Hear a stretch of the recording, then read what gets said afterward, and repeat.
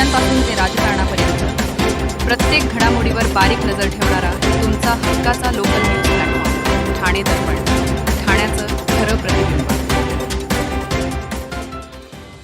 OBC समाजाचे कोणतेही आरक्षण कमी करून मराठा समाजाला आरक्षण मिळावे अशी मराठा समाजाची देखील भूमिका नाही. मराठा समाजासाठी जे करता आले ते केले आहे.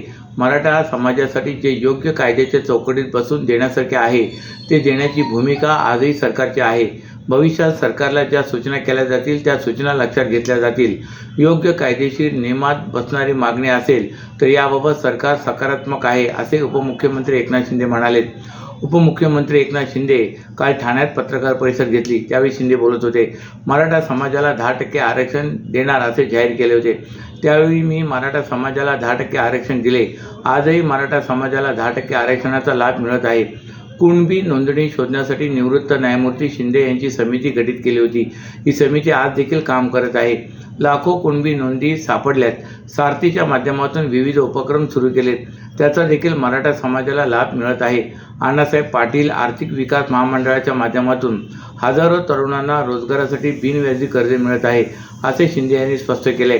2016-17 देवेंद्र फडणवीस मुख्यमंत्री असतानाही मराठा समाजाला आरक्षण दिले होते, परंतु सर्वोच्च न्यायालयात महाविकास आघाडीला बाजू मांडताना अपयश आले. महाविकास आघाडीला आरक्षणाकडे लक्ष देणे आवश्यक होते. दुर्दैवाने ते झाले नाही. मी मुख्यमंत्री झाल्यानंतर 10% आरक्षण दिले.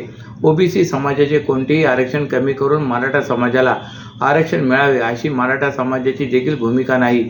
मराठा समाजासाठी जे करता आले होते ते केले.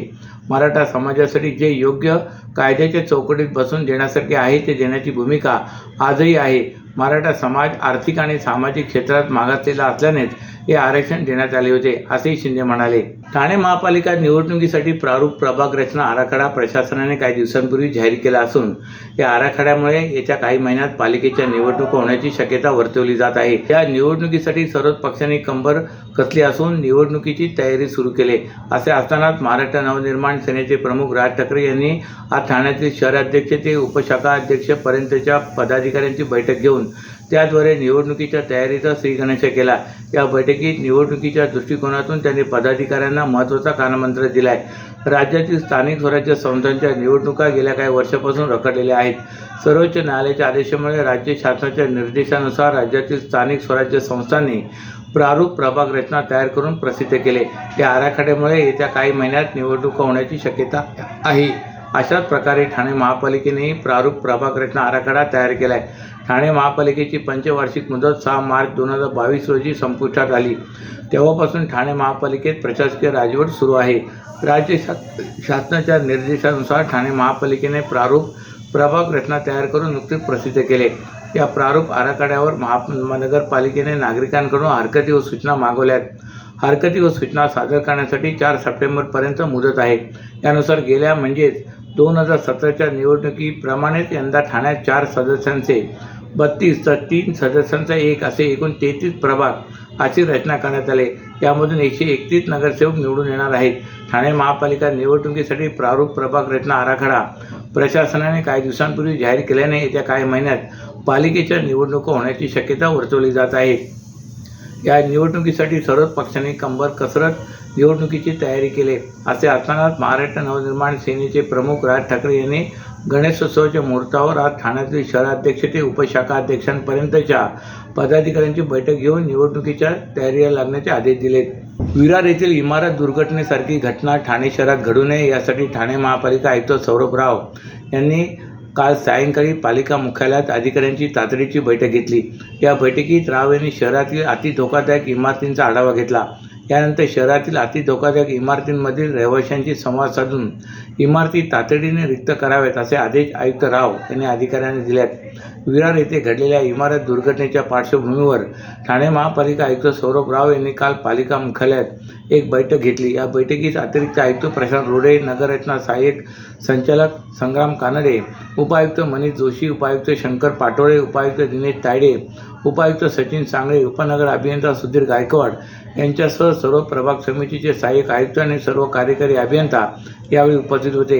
या बैठकीत राव यांनी शहरातील अति धोकादायक इमारतींचा आढावा घेतला. अति धोकादायक इमारतींमध्ये रहिवाशांशी सातत्याने संवाद साधून त्यांना अशा इमारती राहण्यास असलेल्या धोक्याची कल्पना देऊन त्या इमारती लवकरात लवकर रिक्त करून घ्याव्यात. तसेच त्या धोकादायक इमारती रिक्त करून त्याची तातडीने दुरुस्ती करण्याची आवश्यकता आहे. त्याबद्दलही रहिवाशांशी संवाद साधण्याचे निर्देश राव यांनी सहाय्यक आयुक्तांना बैठकीत दिले. सर्व नागरिकांना आवाहन करण्यात येत आहे की सध्या डासांमार्फत पसरणाऱ्या डेंग्यू या आजाराचा प्रसार रोखण्यासाठी प्रत्येकाने पुढीलप्रमाणे कार्यवाही करावी. डेंग्यू आजार एडिस इजिप्ती हा डास चावल्याने होतो. या डासांची पैदास साचलेल्या किंवा साचवलेल्या स्वच्छ पाण्यामध्ये होते. 8 दिवसांपेक्षा जास्त दिवस पाणी उघडे व साचून राहिल्यास त्यात डास अंडी घालतात. अंड्यांच्या अळ्या तयार होऊन पुढे डास तयार होतात. यासाठी आपल्या घरातील पाणीसाठे उदाहरणार्थ बॅरल्स, पिंपे, टाक्या, हौद, रांजणे इत्यादी दर आठवड्याला रिकामे करून घासून पुसून कोरडे करून पुन्हा भरावे. 1 दिवस कोरडा दिवस म्हणून पाळावा. पाणी साठ्यांना घट्ट झाकणे बसवावीत किंवा जुनी साडी, चादर, धोतर यांनी बांधून झाकून ठेवावीत, म्हणजे डास त्यात जाऊन अंडी घालणार नाहीत. घराच्या गच्चीवर, आजूबाजूला, अंगणात कोठेही पाणी साचू देऊ नये. भंगार सामान उघड्यावर टाकू नये. उदाहरणार्थ टायर्स, प्लास्टिक सामान, कुंड्या, टाकाऊ वस्तू इत्यादी. अशा सामानात पावसाचे पाणी साठून त्यात डेंग्यूच्या डासांची पैदास होते. घरातील कूलर्स, फ्रीजच्या पाठीमागील ट्रे हे देखील वेळोवेळी कोरडे करावेत. लक्षात ठेवा, नुसत्या फवारणीने डास घनता कमी होत नाही, तर त्यासाठी डास पैदास ठिकाणे नष्ट करणे ही आपल्या सर्वांची जबाबदारी आहे. कोणताही ताप अंगावर न काढता जवळच्या शासकीय रुग्णालयात मोफत औषधोपचार घ्या. अशा प्रकारे नागरिकांनी सहकार्य केल्यास डेंग्यूचा प्रसार रोखणे सहज शक्य आहे. लवकरच आपल्या सर्वांच्या लाडक्या गौरीचे आगमन होणार आहे. आपण सर्वजण आतुरतेने त्याची वाट बघत आहोत. सध्या बाजारात मोठ्या प्रमाणात गौरीचे मुखवटे विक्रीसाठी आले आहेत. तुम्हाला सुद्धा सुंदर मुखवटे घ्यायचे असतील तर ठाण्यातील बाजारपेठेला नक्कीच भेट द्या. गौरवीचे आगमन उद्या होणार आहे, त्यामुळे बाजारात मोठ्या प्रमाणात गौरवीचे मुखवटे विक्रीसाठी आलेत. सध्या अमरावतीच्या मुखवट्यांना मोठी मागणी आहे. या ठिकाणी 250 रुपयापासून ते 4000 रुपयापर्यंत गौरीचे मुखवटे उपलब्ध आहेत. POP फायबरपासून हे मुखवटे उपलब्ध झालेत. पण अमरावतीच्या मुखवट्यांना मोठी मागणी आहे. लेन्स घातलेले गौराईचे डोळे सगळ्यांनाच आकर्षित करत आहेत. त्यासोबतच या ठिकाणी महालक्ष्मीच्या सजावटीसाठी लागणाऱ्या सर्व गोष्टी बाजारात दाखल झाल्यात, त्या देखील उपलब्ध आहेत. यामध्ये तुम्हाला महालक्ष्मीसाठी नवीन पॅटर्नच्या रेडीमेड सेट उपलब्ध आहेत. यामध्ये तुम्हाला फक्त साडी नेसण्याची आवश्यकता आहे. लोखंडी, कापडी, फायबर असे हे सेट आहेत. मुहेबल अशा गौरीच्या माध्यमातून वेगवेगळ्या प्रकारच्या गौरी साकारता येत आहेत. त्यामध्ये जेवण बनवणारी, दळणारी, फुगड्या घालणारी, हळदी कुंकू लावणारी अशा गौरी या ठिकाणी साकारण्यात येणार आहेत. तसेच सजावटीसाठी वारकरी, मूषक, वटपौर्णिमा, वासुदेव, 12 बलुतेदार, गोंधळी सेट उपलब्ध आहेत. तसेच महालक्ष्मीचे बाळ असतात त्याच्यासाठी देखील या ठिकाणी तुम्हाला सुंदर असे ड्रेस उपलब्ध आहेत.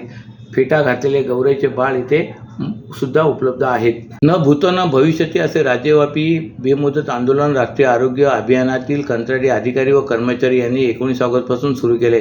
यात पाठिंबा देत राज्यभरातून सुमारे 30,000हून अधिक कंत्राटी अधिकारी व कर्मचारी बेमुदत कामबंद आंदोलनात सहभागी झालेत. परिणामी याचा मोठा फटका आरोग्य सेवेला बसण्याची शक्यता निर्माण झालेली असतानाही चर्चेतून तोडगा काढण्याऐवजी प्रशासनाकडून कारवाईचे फरमान सोडले जात आहे. या पार्श्वभूमीवर संविधानिक मर्यादा पाळून न्याय व हक्कासाठी लढणे हा गुन्हा आहे का, असा संतप्त सवाल महाराष्ट्र राज्य एकत्रीकरण समितीचे अध्यक्ष विजय गायकवाड यांनी आज झालेल्या पत्रकार परिषदेतून केला आहे. यावेळी संघटनेचे राज्य समन्वयक दिलीप उटाणे, बबलू पठाण, ॲडव्होकेट भाग्यश्री रंगारी, श्याम गायकवाड, मनीष खैरनार, जीवन कुलकर्णी, डॉक्टर प्रकाश मोरे, दत्ता मुळे, गौरव जोशी, डॉक्टर गायकवाड, डॉक्टर राम नागे, हर्षल रनवरे, परिमल फुके यावेळी उपस्थित होते. पत्रकार परिषदेपूर्वी संघटनेचे राज्यस्तरीय अधिवेशन ठाण्यात पार पडली. या बैठकीत प्रत्येक जिल्ह्यातून 3 प्रतिनिधी सहभागी झाले होते. सर्व मागण्या मान्य होत नाही तोपर्यंत संप मागे घेतला जाणार नाही. शासनाने बैठकीची वेळ द्यावी व सदर बैठकीमध्ये कालबद्ध कार्यक्रम मंजूर करावा. असे झाल्यास त्या क्षणी संप मागे घेतला जाईल असा निर्धार यावेळी करण्यात आला आहे. माननीय मंत्री महोदय प्रकाश आंबेडकर यांच्या अध्यक्षतेखाली सार्वजनिक आरोग्य विभागाचे सचिव व आयुक्त अशी एकत्रित बैठक घेण्याची आग्रही भूमिका यावेळी मागणी त्यांनी लावून धरली. जर ह्या आमच्या मागण्या मान्य केल्या नाहीत किंवा शासनाने याची दखल घेतली नाही तर आमरण उपोषणाचा इशाराही आंदोलनकर्त्यांनी दिला आहे. प्रमुख मागणी हीच आहे की मागील 14 मार्च 2024ला जो शासन निर्णय काढला त्या शासन निर्णयाच्या संबंधाने सगळं राष्ट्रीय आरोग्य अभियान अधिकारी आणि कर्मचारी या सगळ्या कर्मचाऱ्यांचे या ठिकाणी समावेश व्हावं ही प्रमुख मागणी आहे. या ठिकाणी कोविड काळामध्ये ज्या राष्ट्रीय आरोग्य अभियानमधल्या कंत्राटी अधिकारी आणि कर्मचारी काम केलेलं आहे त्यांनी अत्यंत महत्त्वाचं काम केलं आहे. सगळ्यांचे दारं बंद होते तेव्हा या लोकांनी काम केलेलं आहे. सगळ्यांचे जीव वाचवण्याचं काम केलेलं आहे. मृत्यूचा रेशो या ठिकाणी कमी करण्याचा कोरोना काळामध्ये काम केलेलं आहे. म्हणजे जेव्हा कोणी सगळ्यांचे म्हणजे देवांचेही दरवाजे बंद होते तेव्हा आरोग्य कर्मचाऱ्यांचे दरवाजे त्या ठिकाणी उघडे होते. अशा परिस्थितीमध्ये असताना देखील या ठिकाणी या आरोग्य कर्मचाऱ्यांचा जिया निघून देखील 17 महिने झाले त्याची कुठलीही कारवाई होत नाही याचा आम्ही या ठिकाणी निषेध करतो. आणि खऱ्या अर्थानं सरकारने तात्काळ हा जो संप चाललेला आज संपाचा हा आज या ठिकाणी 12वा दिवस आहे आणि त्यानिमित्तानं सरकारने तात्काळ बैठक घेऊन या संपावर तोडगा काढावा अशी विनंती आम्ही या ठिकाणी सरकारला केलेली आहे. काय वाटतं सरकार दखल घेईल? सरकारने दखल केली नाही तर आम्ही आमचं आंदोलन हा तीव्र होणार आहे.